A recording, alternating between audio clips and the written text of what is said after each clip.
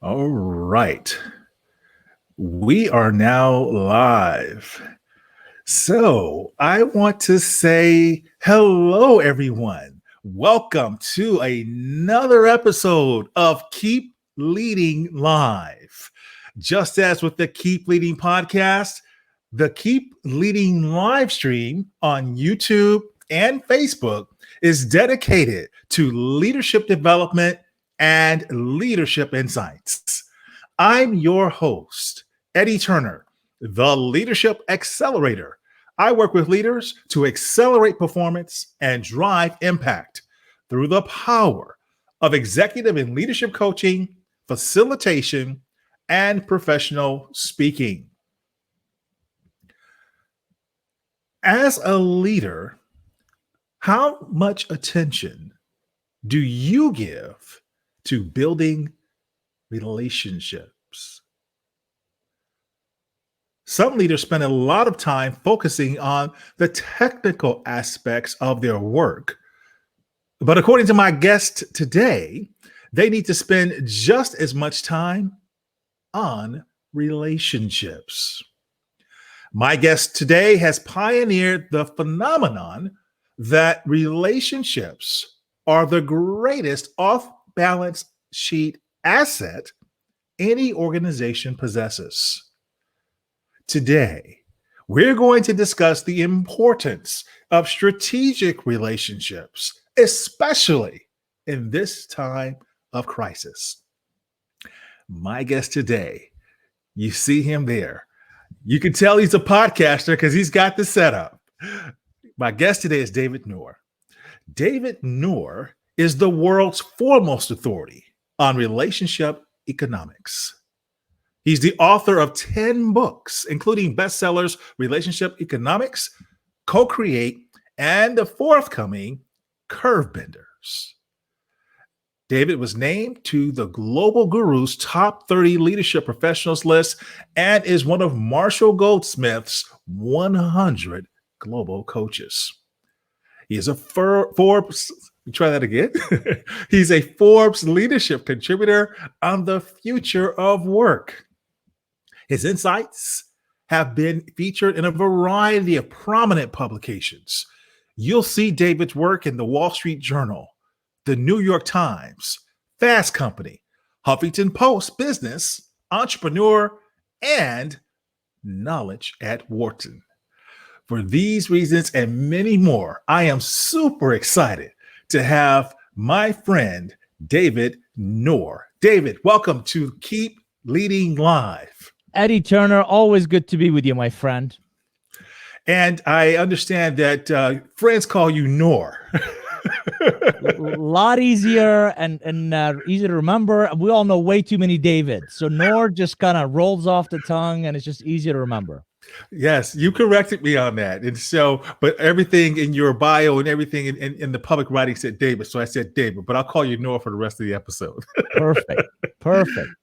So strategic relationships in crisis is our topic. We've got a few folks that have joined us. And so we want to say welcome to those who have indeed joined us already. And if you are joining us for the first time or you're returning, please go ahead and say hello. Let us know who you are, that you're out there. Let us know where you're joining us from. Put a question in the comment box if you'd like.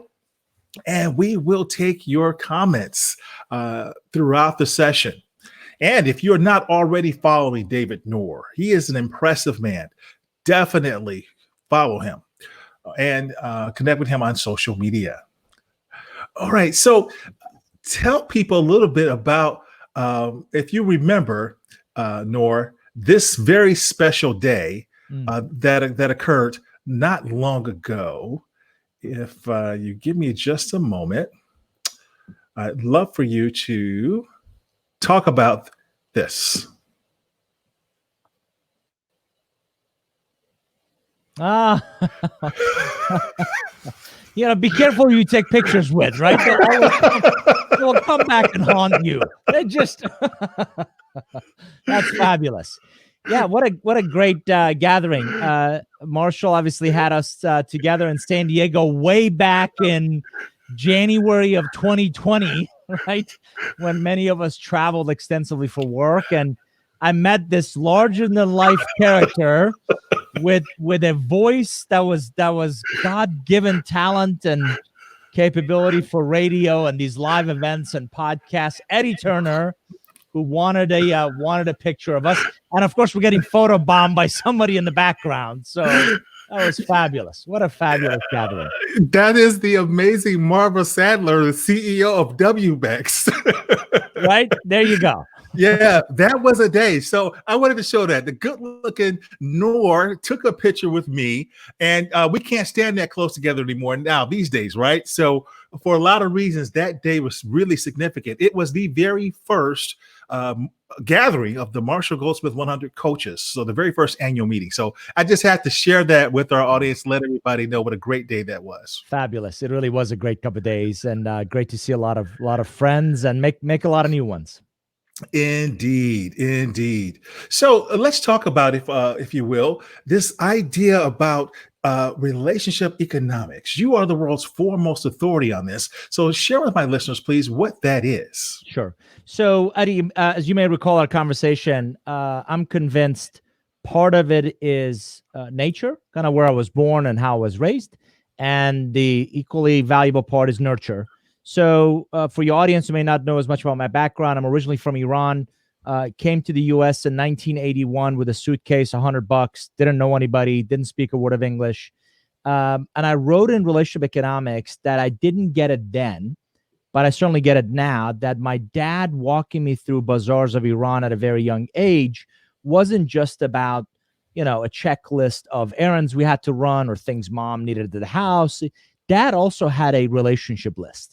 And it was a fantastic opportunity to go around and really visit with relationships he deemed particularly valuable to our lives at that moment. Fast forward now a whole bunch of years, and having lived and worked extensively abroad, Eddie, it dawned on me that the rest of the world builds relationships first from which they do business.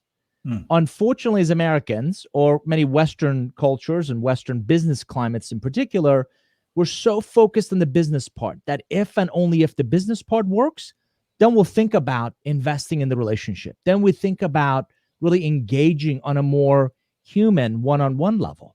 And I learned years ago, there will always be a competitor with deeper pockets. There will always be a competitor with a better product or better service. There will always be somebody who's going to want to sell it cheaper than I do. Yes. But nobody's going to out-hustle me. Nobody's going to outwork me. And nobody's going to build deep and wide relationships like I would. So when I left the corporate world, and my career has been in several different phases. I'm actually 95 years old. You may not recognize that. I look fabulous for 95. But, throughout my career, I was always very intentional about the relationships I chose to invest in. Okay. And as I left the corporate world and decided to go on my own, which is now something I coach people that I work with, I went on a listening tour. And I asked 35 executives that I like, respect, trust. I said, what do you believe I do exceptionally well? And they said, you network, in their words, better than anybody else we've ever met. If you can teach other people how to do that, you'll succeed. Mm-hmm. So for the last 2 decades, that's been my life's work in both understanding, but also capturing, and in books and workshops and speeches, disseminating this idea that relationships are more than just the soft skill. Relationships are more than just the nice to have. They can be quantified. They should be intentional. They must be strategic. And I would submit they are an individual's biggest asset. Beyond your educational foundation, beyond your professional pedigree, the quality, the diversity, and really the depth of the relationships you build, as evident by now the fact that we can't see each other in person, become a very sustainable differentiator. Indeed. I like how you explain that, Nour, and the idea that we must be intentional and strategic about building these relationships and not leaving them to happenstance. And you said you learned this from your dad back home. Absolutely. So dad was the nature part, right? So dad, again, had a relationship list, and we made sure those Friday bazaars, we went and saw whether it was, access to a plumber we needed at the house or an influential politician, dad was very intentional about those individuals. Fast forward again, beyond my education, beyond early careers and early jobs, you also see that in work. So I think most of your audience would agree the best jobs, the promotions, the best accounts, the opportunities seldom come from just our performance. They often come from our relationships. They often come from relationships we invest in. Eddie, that's one thing. The other thing that I think would be really useful for your audience to hear is sociologists tell us that an average individual can proactively manage about 100 to 150 relationships. The million dollar question for most of us is which ones? And, right? And how do you know? And Right. if you can't invest in everybody equally, how do you then prioritize which relationships you're going to invest in? So unfortunately, again, a lot of people do it. Think of salespeople who only talk to people that are prospects, or project professionals who only talk about people that are on immediate projects, or startups that only talk to their immediate people that would be potential investors. You're leaving a much broader swath of incredible relationships kind of unnurtured because you don't think they're immediately relevant. And what makes people believe that they're not immediately relevant, Nour? It's that immediate transaction in front of them, right? So Eddie, I've got to close a sale. So the only people I'm going to talk to are the people that are my immediate prospects. Well, what about those other relationships that either may not be immediate prospects, but there could be referral sources? There could be, much bigger opportunities, mid or longer term. And if you're not nurturing those, I jokingly tell people somebody else is dating your girlfriend, right? Somebody else is nurturing those relationships that are on your blind spots, but because you're so transactionally focused, you don't tend to spend a lot of attention. You don't spend a lot of focus on those. And what's the reaction when you use that illustration with people? It's typically a chuckle. They get the sense, and then a bit of concern sets in of, oh my gosh, what relationships am I leaving neglected? No, it's a good illustration. That's why I asked. It's funny, but it's so true. It's very apropos. Right. And we often, think of end of the year, right? We're always excited about relationships that are all around us. Very few people really think about on a consistent basis, what relationships am I neglecting? Which ones are critical to my personal and professional growth? Which ones are critical to my success? That it's not lack of intention. It's not lack of interest. It's really bridging that intention to action, right? So having a systematic, disciplined process that says, I'm going to touch base. I'm going to touch base on a regular basis. I'm going to add value with every interaction, and I'm going to make sure I'm on top of mind. Well said. Well said indeed. And it looks like you have at least one person here that agrees with what you said there, which I think you said really well. Let's look at Lauren Sanders. She says that's where she got hers as well, from her dad. So she agrees with what you said. Thank you for chiming in, Lauren, letting us know that she is listening, is what she says there. So thank you for listening, and thank you for chiming in with what David said, Lauren. David Lawhorn, thank you for listening and chiming in and saying Eddie is phenomenal. Thank you. Daryl Chandler, that's somebody, if I'm not mistaken, I grew up with in grade school. So Daryl, thank you for tuning in. We haven't talked in at least 30 years. Excellent. And one last comment looks like we got here, and we appreciate Mary Ann, always so supportive. Thank you for tuning in, Mary Ann. Please, ladies and gentlemen, don't forget to say hello. Tell us where you're from. Love to hear what you think about David and what he is saying. Follow David online. He is an impressive gentleman. You will find his information everywhere. Open up the Wall Street Journal. Open up Forbes. He is there. He's one of the world's top gurus. According to Global Gurus, he's in the top 30, and he's the world's foremost relationship economics expert. Very kind. So just to get a little bit more information from you on that, Nour, I want to understand about where we are in the stream of time. There's a lot of people talking about where will we be when we come out of the crisis that we're facing. And someone said something very brilliant the other day, and that was innovation is one of the things that we see emerge from a crisis. New products, new services. And so when we're thinking about relationship economics, what role will they play with innovation? Yeah, I would submit that your relationships, said earlier, are your biggest asset. And Eddie, if you think about it, and you and I are involved in Marshall's community, and we get on daily calls, and different experts, come by, or different people jump in with their unique perspective. So one, a diverse portfolio of relationships right now would help you see this same set of challenges from very different lenses, different perspectives. So again, based on geography, based on your role, based on your industry, getting different points of view dramatically tightens the aperture, tightens the lens in which we see scenarios through. That's number one. Number two, I've always believed relationships can become phenomenal, what I call faint market signal scouts. Let me explain. Market signal scouts. Right?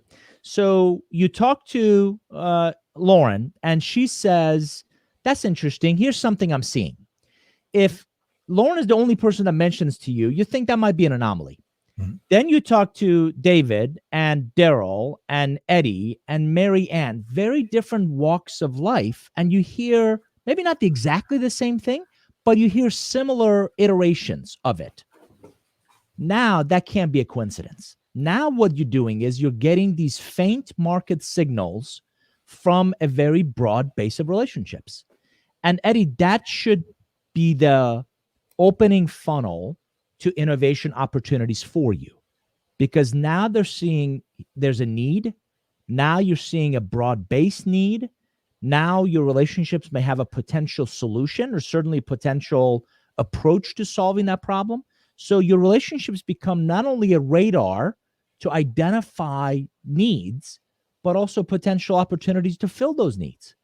And again, there's also a reason, third point, in terms of innovation relationships, there's a reason restaurants do used to, when we used to go to restaurants, yes, they would do the soft opening, right? In a soft opening, they typically invite family and friends. And if we're going to burn something on the menu, or if it's going to be late, or if it's going to be, let's do that with, friendly fire versus the food critic from New York Times, right? Right. So relationships are also a phenomenal opportunity for us to test our ideas. So I coach a lot of executives in terms of creating a portfolio approach to their innovation, specifically their business models. And your relationships become fantastic testing grounds for, Eddie, here's a new service, here's a new product, here's a new approach to doing something. Since you and I are friends, since you and I have a relationship, what do you think? And the beautiful part about that scenario is it doesn't have to be perfect. Doesn't have to be completely built, doesn't have to be, doesn't have to have a bow on it. Relationships forgive those kinds of things, particularly if they're also friends, because you can present that product or service and say, here's what I'm thinking. What do you think? And they often dramatically help us shape and improve the final product that we come up with.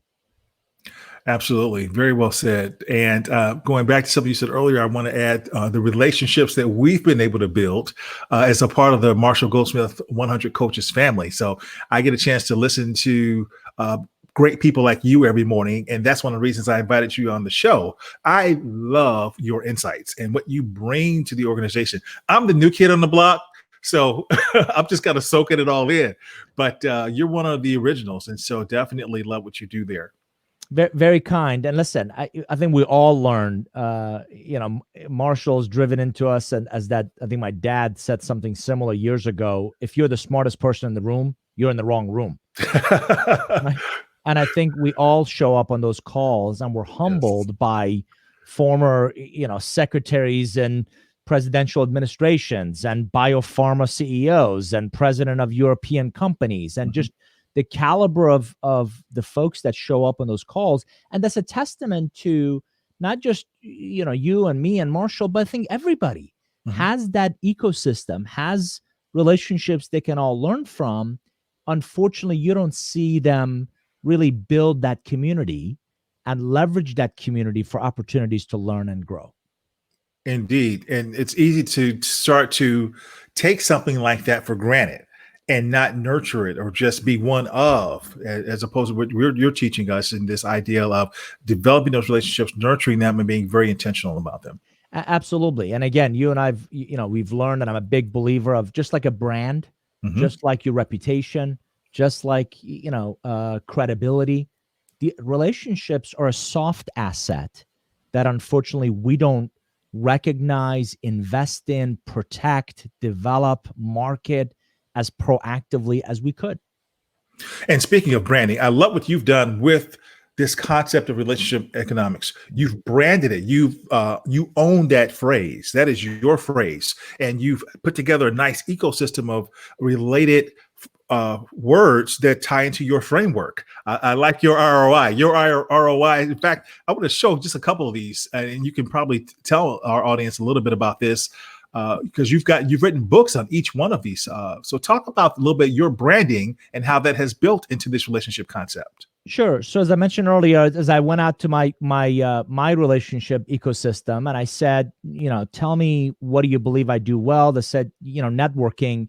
Eddie, I've always cringed at this idea of networking because it's number one letter away from not working.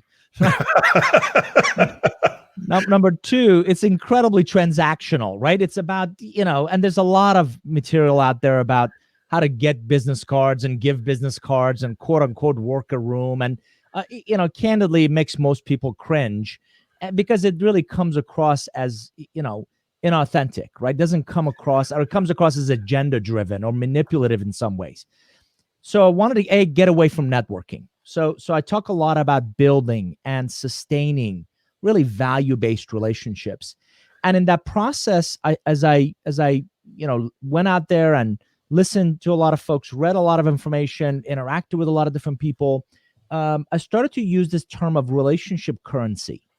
So with every one of these, and you're right, what I've done well is I've codified, and people are kind enough to read my material and say, yes, I'm showing these for people now on the screen. For those Yeah. who are tuned in with us live, you'll see David's books and what he's done in terms of this deep knowledge. And people have said you've codified, you've given terminology to what I understood, but I could never put words around it. So relationship currency is like cash. It has immediate value. You exchange that currency. You do a favor for somebody, they'll reciprocate. That's an exchange of relationship currency. Over time, you'll build your reputation capital, like your home. It has relative value, and you can have a beautiful home, but if it's in a bad or tough neighborhood, you're gonna have a hard time selling that home, right? So the reputation heavily comes from not just what you do, but others you associate with, and then over time, you develop what we call your professional net worth. You have professional assets, you have professional relationship liabilities. You ideally want the assets to be greater than the liabilities. So the people you hire, the people that carry your business card, the people that you call your colleagues, your customers, your partners, all, believe it or not, are contributing to that relationship, asset. So I carried those ideas under the umbrella of relationship economics. And then from there, somebody said, somebody asked me, well, is there a return? You talk about relationships being an investment. Is there a return on that? So I started thinking about return on your relationships and return on the impact you make with your relationships. That became a subsequent book. You always hear about some people who are better connectors than others. So with Dr. David Ryback and Jim Cathcart, we wrote connectability, and there were 8 attributes that people that connect much more effectively and impactfully leverage those. In the Entrepreneur's Guide to Raising Capital, I wrote about the fundamental difference between smart capital, which is relationship centric, and dumb capital, people who just write you a check. So every one of my work over the years have all been not just identifying that relationships are important, but really helping my audience bridge that importance to their significance with applications of relationships. Bridging that importance to their significance. I like that. I also like what you said. I never thought about it like this, Nour, that networking is one word away from not working. One letter, absolutely. One letter, sorry, yes. And you and I've met people who, again, with all good intentions, go to a lot of lunch meetings and coffee meetings and and yet they have nothing to show for it. And again, those are the same transactional mindsets that in midst of this crisis, when we physically can't meet, they're in trouble because all they ever did was kind of have those touch points, but they didn't really follow through, which is a process, not just follow up, which is a transaction. Follow through, which is a process, versus follow up, which is a transaction. Absolutely. Very key to remember. And Jordan Thomas has joined us. He says, hi, David. Hi, Eddie. And he said that he's never thought of that until now as well. So also someone else who you are resonating with. Jordan is a big supporter of the Keep Leading Live stream and Keep Leading podcast. Delighted, Jordan. Glad you're here. And for the rest of our audience, I'd welcome more of your comments and questions as well. Let's talk about the future of work. A lot of folks are thinking about where we will be on the other side of the COVID-19 crisis. And your work around this topic really seems to lend itself nicely to the future of work. What's your thought on this? Sure. So again, for the last 20 years, I've spent my life's work has been on applications of strategic relationships to different facets of business, right? So co-creation in relationship economics, I really set the stage and I explained why they're important and how to be more, again, intentional, strategic, and quantifiable. In co-create, I talked about applications of relationships to innovation, innovating products, services, and business models. Curve Benders is really my Star Wars trilogy, and it's the next book really at the nexus of future of work and this idea of strategic relationships. And Eddie, full disclosure, I'm 52. I've been thinking a lot about the next, realistically, 20 years, right? Okay. So the next 20 years, if I want to continue to stay active in business, what will that work look like? And I think we're seeing a lot of those examples in midst of this COVID-19, where our professional roles and our personal obligations are blurring. So we're going from work-life balance to work-life blending. And it's one example. So COVID-19 is an example of a black swan event. Things that we know are possible. We don't often think they're probable, and we certainly can't predict when they're going to happen. So we knew what a pandemic was. Just no one expected, this market or this lab in China would shut down the global economy, right? So we've identified 15 forces through our research that we believe will dramatically impact the way we work, the way we live, the way we play, and the way we give. Nice. Those forces, right, like geopolitics, like various economies, like volatility, those will all impact those facets of our lives. To remain relevant, we all have to continue to learn and grow, personally and professionally. That growth curve, for most of us, is a very linear curve. And I'm going to take you and your audience back to algebra in high school, right? A linear curve is just got a simple slope of rise over run. Bad memories for me, Dave. I Bad know. memories. I know. We all had more hair back then, right? So it was a linear curve for most of us, right? We learn, we grow. My supposition is that certain relationships come into our lives who dramatically begin to shift that curve, fundamentally changing, profoundly changing both our direction and destination. So, $1 million question. Who are these curve benders, right? Where are they? How do we meet them? Much more importantly, how do you become one? How do you change someone else's life in many ways, like Marshall is doing for us, right? Not just what we're able to accomplish, but Eddie, who we become. And I called those relationships, again, curve benders. By the way, there's also some negative relationships that may take us in a different direction. I call those fender benders, right? So you want less fender benders in your life and you want more curve benders in your life. Indeed. And speaking of curve benders, tell my audience about where they can learn more about curve benders, not just your book, but also. Yeah. So we have a podcast. So a lot of my contemporaries, as Eddie was kind enough to mention, Curve Benders will be book number 11. A lot of my contemporaries will write a book, and I've done it as well. And most of us will talk about our books after they come out. I've always learned as much about my books after they come out, because people will read them and they'll challenge your assumptions and they'll ask questions of you and they want to know more. So with this one, I said, I've been researching it for about 4 years. I have 6 grad students that are doing social science research for me. I said, why don't I get some of these ideas out now before the book comes out, and let's see what resonates. Let's see what people push back on. So I'm elated that between our blog and the podcast, I'm sharing a lot of the insights about the book well in advance, and it's really helping me shape the key ideas I want to talk about and prioritize. And I suspect that is giving you a bit of a more real-time flavor in the book that will make it even resonate with people even more. Absolutely. So for any of your audience members who know anything about book publishing, you think of an idea. And by the way, Jordan says he's definitely going to check out your book, as does Lauren Sanders.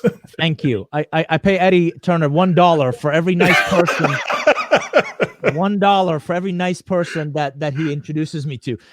So most of us, for your audience, you think about an idea, you research it, you write the book. Unfortunately, the book publishing world, commercial publishing, Eddie, that book doesn't come out for another 12 to 18 months. So you've got to, in some ways, be a futurist and write about something that is that far ahead. Well, with this idea of future of work, it is very real time. And think about it. If I had written this before COVID-19, I would have had to rewrite a lot of the book about how it's dramatically changing our lives. Indeed. Now I'm living it real time, and we're adapting to this new norm that I actually don't believe we're going to go back to the way things were. I think almost like, unfortunately, post 9/11, we're going to adapt to some new behaviors and new products and services and ways of interacting with one another that'll become part of our new norm. Excellent. Thank you for sharing that. Lauren Sanders said that you are hilarious. You're making her laugh and making the interview lively. She's enjoying the interview. Thank you for weighing in, Lauren. I'm enjoying this interview. This is definitely one of my favorites. I can tell you that, Nour. Tell us, if you would, please, the best piece of leadership advice you've ever received, or a quote that stands out that helps you to keep leading. Absolutely. So I'm a big believer of you can never be too old or too young to find mentors or become a mentor. And one of my mentors, Eddie, must have been 15, 20 years ago, told me very succinctly to throw away my stopwatch and get a compass. Throw away your stopwatch and get a compass. And as you can imagine, I gave him that deer in the headlight look. Right? He's like, wait, what? What he was saying is, I've always had this incredible bias for action, right? Okay. I want to go. And with a ton of energy, you want to go. Let's go get things done. So his take was, doesn't matter how fast you do something. That stopwatch, you're not in the combine, right? You're not running that 440, right? So throw away the stopwatch for a second.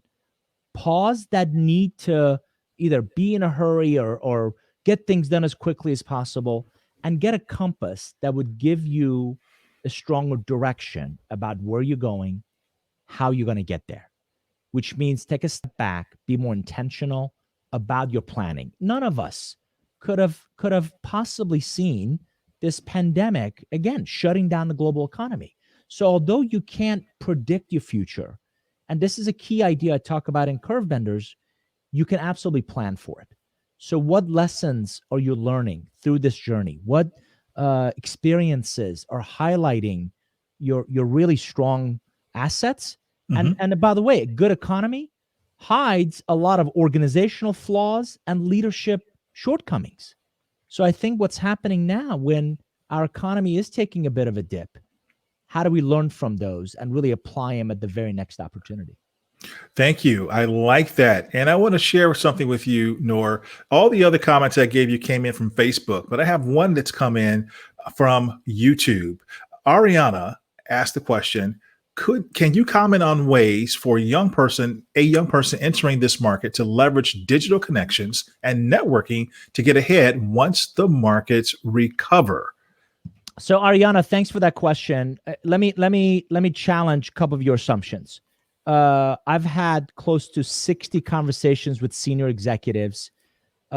Most believe COVID-19 is here to stay for a while. Number two, as I said, less thinking of we're going to go back to the way things were and more about adapting to new ways. Number three, digital. This has become an incredible impetus for digital to become much more prevalent in all of our lives.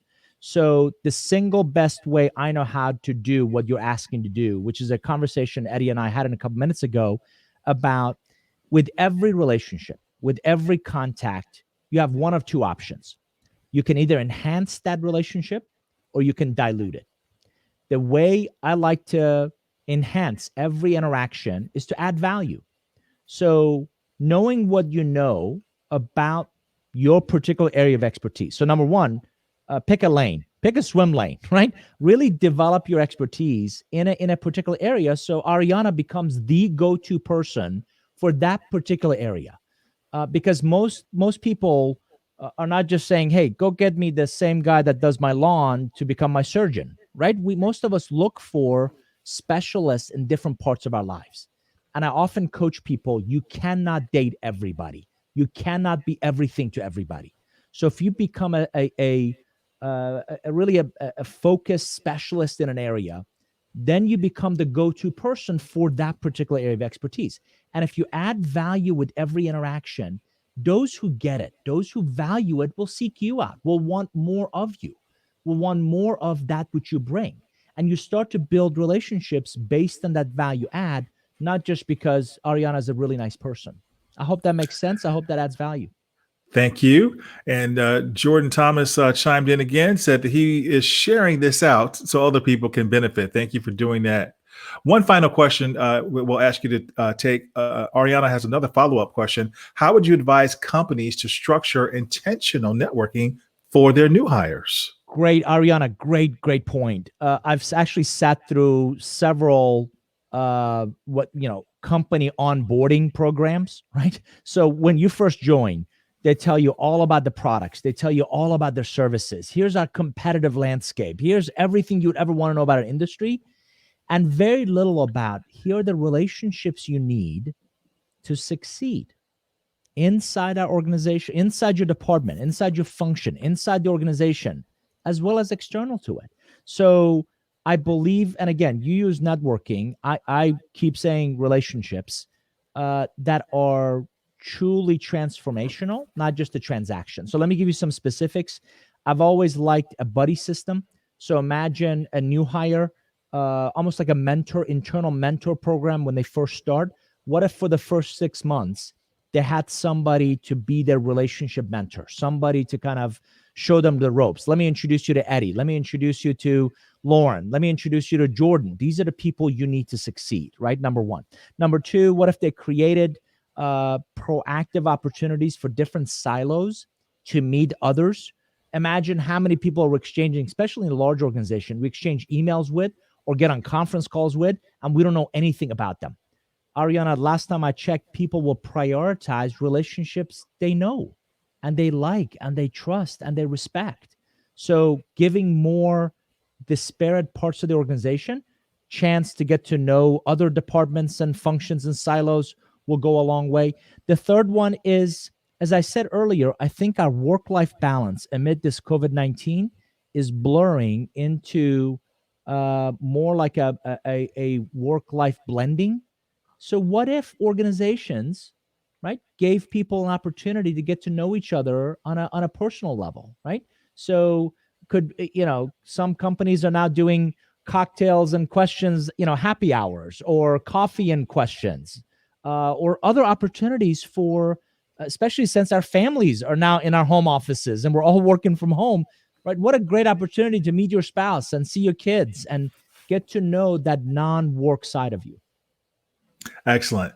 Thank you, Nour, for taking time to answer these questions. And thank you to Lauren and everybody else, Jordan Thomas and Marianne, David Lawhorn, David Chandler. Thank you for everybody who has left a comment for us and been an active part of this live stream. And we see a bunch of other likes and things like that showing up as well. I don't see the names on those just yet, but thank you all.